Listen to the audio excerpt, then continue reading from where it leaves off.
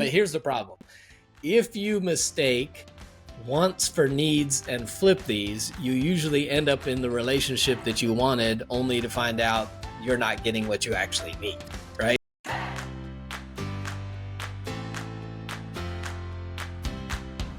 Hey, welcome to the Dating Detox Show, your place to have real conversations about dating, relationships, and everything in between. My name's Eric Wooten, and with me, as always, Megan Thoma. How are you doing today, Megan? I'm doing fantastic. Happy to be here.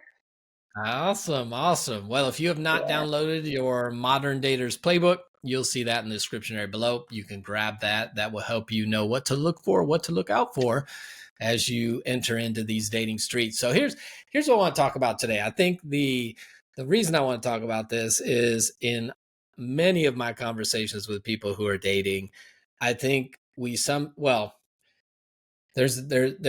a whole big pendulum swing from, people that have too many things on their quote list and it's ridiculous and too many expectations. So then people are like, well, then I should have no list, right? And then it'd just be open to whatever. And I'm not sure that's the right approach. And then the other mistake I see people making is differentiating between actual relationship needs and relational wants. And so that's what I would really want to talk about today is what is the difference between a need for a relationship and then a want, which is kind of the preference of whatever. Because sometimes people are like, oh, my list is too long, I'm too picky. But here's the problem. If you mistake wants for needs and flip these, you usually end up in the relationship that you wanted, only to find out you're not getting what you actually need. Right. And so to avoid that, I want to give a list of what I feel like are some relationship needs, and you may have some other thoughts on what needs to be present. But I would, if I had to define it, here's how I'll define a need. A need is anything that if missing from the relationship causes damage. And a want is anything that would make the relationship more fulfilling or enjoyable for you, but its absence doesn't cause damage. For instance, them being 6'3" and dark haired or with a beard is with a want, six-pack right? and a doctor. Yeah, that may make it more enjoyable and fulfilling for you. But if he's only 6'1" and doesn't have a beard, there's no damage done. Right. So let's start with what I think are needs, and I'll throw them out, describe them, and then you can let me know what you think. And then I'll give some categories of wants, and you may have some others too. So one need that I feel like has to be present in a relationship for it to be healthy is an emotional connection. A healthy relationship requires way more than physical connection, which is why we've done a whole show on reasons not to have sex before marriage. But we can get so attached to somebody because of our physical connection and not require that they have the ability to listen, to empathize, to support, to care, to trust, those kind of things. And many of the couples that I'm seeing now, later stages, I'm talking 20, 25, 30 years into marriage, where one of them, it's often the wife, and we all know the rates of divorce, women initiate divorce more than men, and it's not because they want the man's money, it's because they're more sensitive to negative emotion, and they're usually feeling much worse in the relationship than the man is, and a bunch of other stuff. But a lot of these couples, it was the lack of emotional connection. And over years and decades, oftentimes the wife, who desires that emotional connection often more than the man, feels so distant and disconnected from them that they wake up one day and they're like, I can't do this. So I believe a necessary component of a healthy relationship is emotional connection. Thoughts? Oh, just 100% agree. I don't even have anything to add to that one. Just 5,000% agree. It's like a no-brainer. Yes. It's just yes. Completely agree. Just yes. And I think if you're with a guy who struggles to emotionally connect, that you can learn to be better at it. So I don't think it's a yes or no. It either is here or it's not. For a lot of guys, we have not grown up in environments, homes where that was expressed well. Certainly guys, if you play sports and, you don't, guys don't generally show up in the locker room, saying, I've had a really bad week, this week, guys. And all the guys rally around them and hug them and tell them you're going to be okay. I mean, we You don't don't get have it. we don't have very many environments where we are rewarded for emotional expression. But I Right. think there are things, I work with a lot of married couples who struggle with this. And so there are a number of things you can do to be real intentional, to, use question cards, to download questions from the internet to help. If I don't just naturally know how to connect, there's things we can do. So I wouldn't say if it's not present, and there's a lot of other good stuff that is present, you just go, well, sorry, we don't have this, it's gone. I think you can grow in it. Yeah, I totally agree.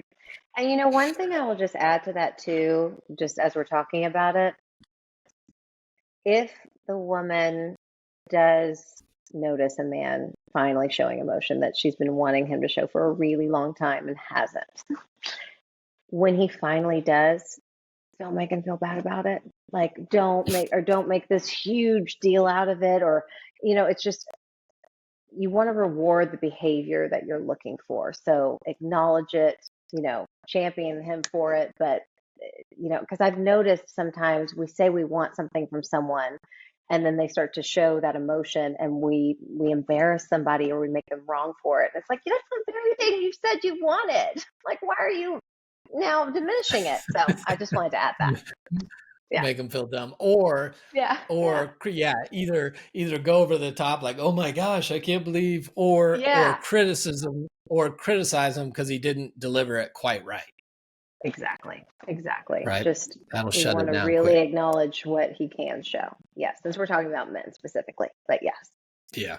Yeah. All right. So emotional connection is a need for a relationship. A second one is mutual respect. And so that just, a healthy partner values your beliefs, supports your dreams, respects your physical and emotional boundaries, right? There has to be a mutual respect on both sides, where I'm wanting what's best for you, you're wanting what's best for me. And even in all the areas we're different, we see things different, we have different perspectives, I'm trying to understand and value the things that are important to you. Yeah. Yeah. That's huge. And I love that that's under the needs category and not just a want, because I think a lot of people settle for less than that, unfortunately. And that, I completely agree that that is a need. It's very, very important. Yeah. Yeah. Which requires you to be healthy to know that you deserve that from somebody, right? That. Yeah. 100%. Yes. All Yeah. right. Another need is forgiveness. Mhm. And the reason I say this is a need is because offense is inevitable in every relationship, Yeah. period. Yeah. So healthy relationships require the ability for us both to be able to forgive one another's failures, right?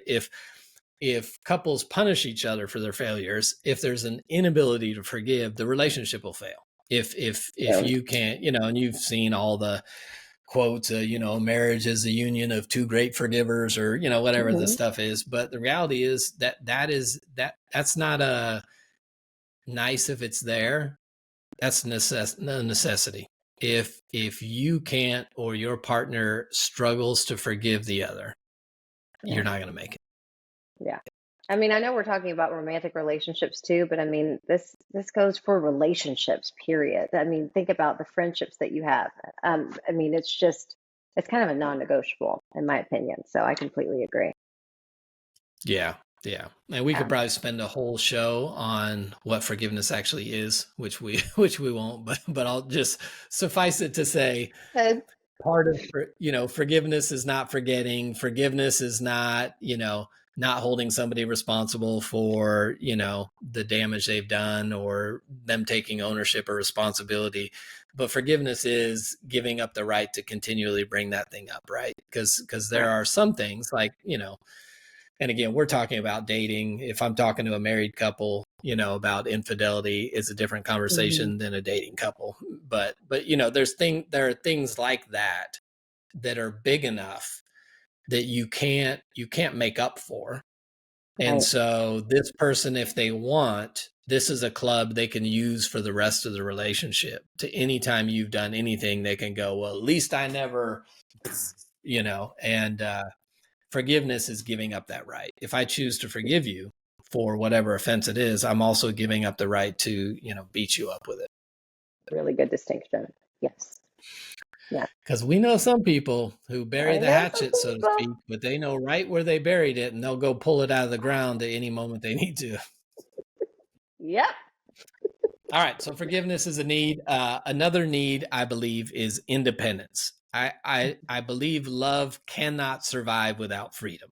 So if control, if manipulation prevents one person from having an identity apart from the relationship, I think it'll fail. I think love requires independence and freedom. I have to have the freedom to say no at times. I have to have the freedom to have friendships, to have a life outside of this person. And when I say life, I don't mean like a secret, like a dualistic Yeah. life. Like I Right. got a side chick and this. I just Yeah. mean I need to be me too. There's a we, there's also a me, and so I think independence is a need. I, that that didn't become a core value of mine until it was stripped away from me. Until there was control, until freedom was taken away on so many levels, I didn't realize just how much of a need that was and a core value that is for me now. So I love that distinction. And I think that's what true love is. It's saying, I am the greatest stand for this person and what works for them and what works for me. And I want to champion them to becoming whoever it is they're meant to be in the world and love them through that if it, stays within alignment with my values as well. So I love that. Independence that is a definite need. Yeah, Yeah. good. Okay, I got two more, and then you Okay. may have some.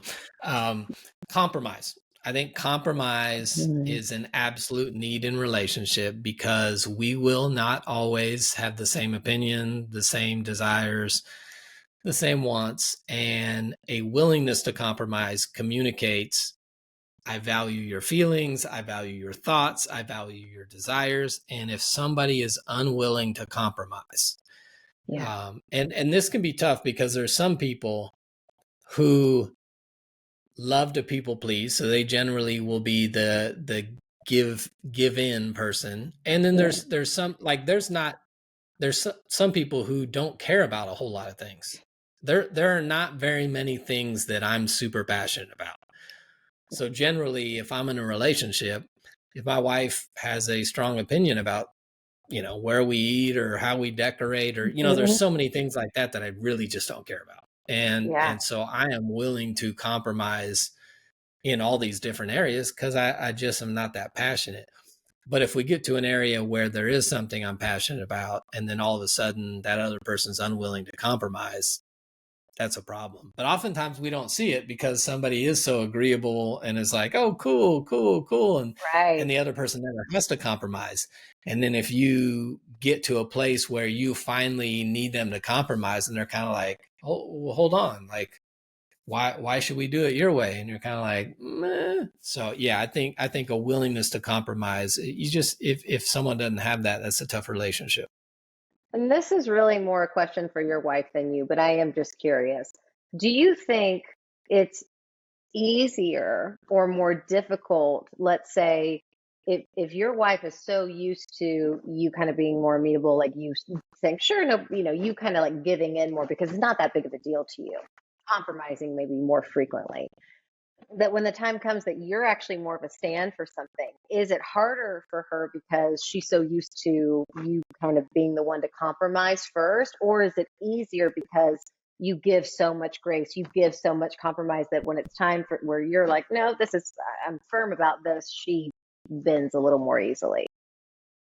Yeah, that's a good. I'll ask her and get back to you. It's a good Okay, question. I good. think I think it could be both, but I think, Yeah. one, I think, yeah, if someone's always telling you yes and then they tell you no, you're kind of like, what, Oh, like, hold on. that's not fair. What That's not how we happened do here? this. So I think Yeah. that could be. I think the other problem could be if I'm keeping score of all my compromises. And then Or because it also may be an area that the other person's not that passionate about, but mhm. like the other person would be, we line up these 10 areas and, you know, I You. gave in 8 times. They also may have been like, well, yeah, those 8 aren't important to me either. And so when I finally stand up in this area, it's also an area of passion for them. And then it can kind of be like, well, this isn't fair that, you know, I would have compromised in all other 8 of those other ones, but you didn't want to. And so, you know, I think it can depend on what the issue is that it's easy to compromise on something you don't care as much about. But yeah, I could see where that could be. If I'm keeping score, that's not healthy. Right. I can't compromise and then I Keep score. compromise all these little ones only for the sole purpose of when we get to this big one, I can now look at you and go, I did all this. Now it's your turn to give in. See But this again, I little think nuance thing we brought up? Yeah. right. Yeah. Yeah. I think again, that's the wrong heart, right? That goes to some of these other things, the mutual respect and, you know, some of those kind Right. of things. It's like Right. at the end of the day, I want us to be able to, you know, want to compromise for one another. You know, the biblical Yeah. would be submit to one another, right? We should have Right. a desire for mutual submission as well. Like I want you to have what you want too. I don't want it to always be me. There we go. So hopefully that's the heart. But yeah, Good stuff. that's a a whole nother Yeah. show on that compromise. All right, here's my last one. Is obvious, just safety. A healthy Mhm. relationship requires both people feeling safe physically, emotionally, financially. You know, if there is not safety, you will not have a healthy relationship. Going back to what you and I talked about in a previous show was when you said, I think we were talking about lying as one of the manipulations, lying and denial, and you said, well, sometimes I didn't feel safe with what my partner's response might be, Right. so that caused me to withhold information. Yeah, Yeah. that's not going to, because again, what's going to happen is at some point it's going to come out, that person's going to look at you and call you a liar, and you're going to be like, I'm not really a liar, but I just don't feel safe here. And so Yeah. that causes me to maybe not share everything I would. So I think safety is a need. 5,000%. Okay, I'm going to add one that I realized is a need for me, at least. Maybe, I mean, again, some of these things could be nuanced, but a need for me is this open communication um, in our relationship about what is and what isn't working. And I actually, this is one of my favorite things that you ever taught, Eric, when I first saw you, I think, on stage when you were um, at a church, talking about how in marriage you need to have a date night and a business meeting. Like instead of Mm, bringing up on date night what isn't working in the relationship, have a separate meeting where you really discuss what is or isn't working, what you're doing right, what's what I need to do better at. I just think that's so crucial in the health and the foundation of a relationship to have those open lines of communication versus sweeping things under the rug like I did for so long that, the rug would get so full I would trip over it. So that is, I think, a need that, and that could probably fall under safety, but just that open line of communication and having the courage to do that.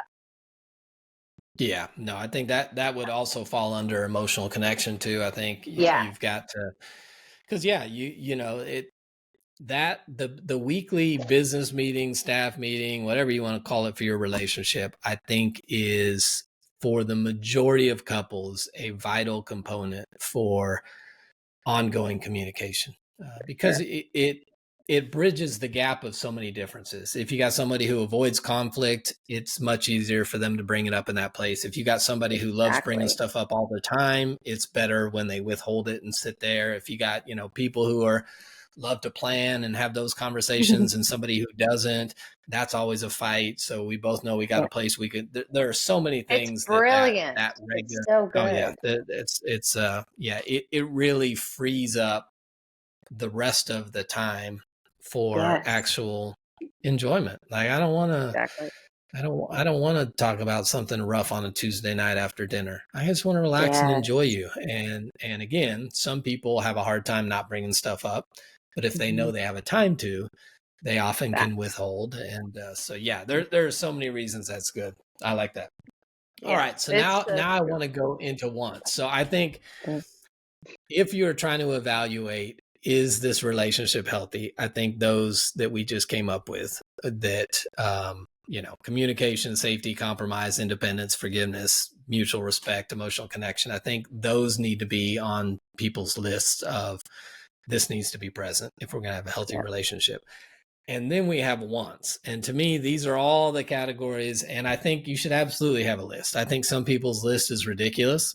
I think some people's list is unrealistic. And I think some people's list are preventing them from actually Mm-hmm. having a real and healthy relationship. That's a whole nother show and another discussion. But we all have Yes. things that I would call wants that for me make the relationship more fulfilling or more enjoyable. Right. And so I'll just give some categories that I think things fall under, and then there could be a whole bunch of other stuff. But I think Good. physical appearance, height, look, shape, all that stuff is going to fall into am I attracted to you? For some people, socioeconomic status, right? People love to say that women are hypergamous, which means they date across or up. They rarely date down. That's usually around socioeconomic status. So most Mm-hmm. women, that's built in for them. I think hobbies and activities, like I want to do stuff that's fun that we're going to enjoy together. Yeah. And personality, I think, is one. Some people Mm-hmm. like more intellectual and serious. Other people like fun loving and Mm-hmm. spontaneous and, all that kind of stuff. For some people, education levels are important. Yeah.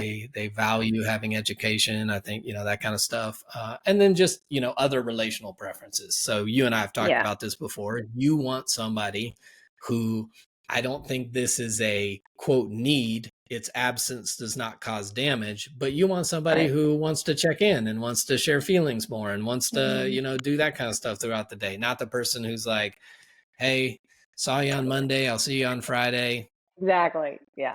Keep it real. Let me Not know if anything else comes up. That's not my the guy who jam. said, the guy who says, I told you I loved you at the wedding. I'll tell you, if that ever changes, that's not your Right. guy, right? So, Not my guy.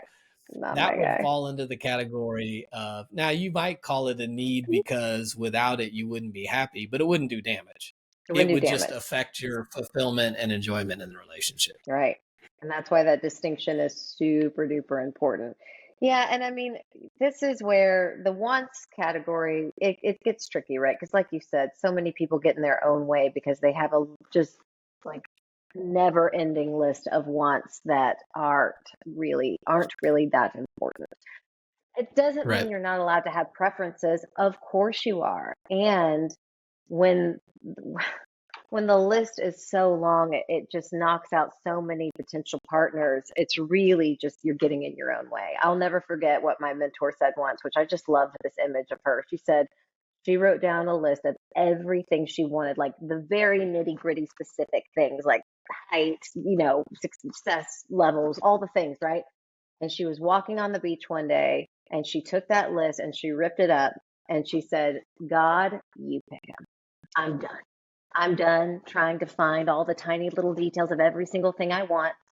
You pick them. I completely surrender it to you. And she met her husband a few weeks later. So that's why I love this topic for this show, that these needs aren't something that you want to rip up and say, God, you pick them. Those are things I feel like God is saying, you need these things. These things I'm going to give you. These things are important. You need these to sustain a healthy romantic relationship. But the wants, I already know. I've got your preferences. Just trust me. And get out there and, as we say, get your numbers up. Get your numbers up. Yeah. Start giving people chances that don't necessarily fit everything on the want list. Again, you're allowed to have preferences, but if you've got that laundry list of things and check boxes that they need to hit, that's probably why some things aren't as successful as you'd like them to be in the dating world, because it's just getting way too narrow. That's my thoughts on it. Yeah. And none of us are completely healthy. And so we often don't know, some of our wants may just be tied to unhealthy things too. You know what I mean? And so Yes. I think Yep. that's why, for her to rip that list up and kind of say, you know, do what you want to do. Because I've also heard people like, oh, I made this, extensive, specific list, and then that person showed up in my life, Right. and I'm like, okay, but especially people who love to over spiritualize it. I'm like, the devil saw your list too. So who knows? I mean, if Just you keeping wrote it this thing real. down and you said it out loud, there's a chance that the other side got a hold of your list too. And I think the Bible says that the enemy will masquerade as an angel of light. So you might have thought it was God bringing you something when it I was was. gonna say, So I know yeah, so I many think it's makes me feel fine. like It's fine to have wants, I think, but as I said at the start, and I want to say it again at the end, if we flip these, then we will end up in the relationship we wanted. It had all the wants, only to find out that we are missing some things that we genuinely need. And that's where it becomes, that difficulty of us people who evaluate their relationships based on their attachment, their feelings, their emotions, as opposed to their values or some of these other more important things. I think that's where we we get stuck in unhealthy relationships that get stuck in these weird cycles, because all our wants were there, and those wants are the things that made us feel good. But we're really missing some of the things that make a relationship healthy. so good. Where was this episode like 4 years ago? I needed this. Well, you weren't ready for it then. I You wouldn't wasn't have ready. listened. You wouldn't have listened to No, me or you talk about it at that point. So very true. now, now Very it's here, true. and you can hold it up as a mirror to a healthy relationship and go, look, I Look got at what I that. really do need. Yeah. So 100%. awesome. Any other thoughts on that? I think that's great. I love it. No, I think that's great. Good Perfect. stuff. Awesome. So needs are not wants, and wants are not needs, and we need to make sure that we have needs, the things that without them will cause damage in a relationship, present, and then we can evaluate the relationship around the things we want and that make it more enjoyable. So that's all we got for today. If you've not downloaded the Modern Daters Playbook or Megan's text responses, you'll see those in the show notes, and we'll see you back here next time. Goodbye. See you next time.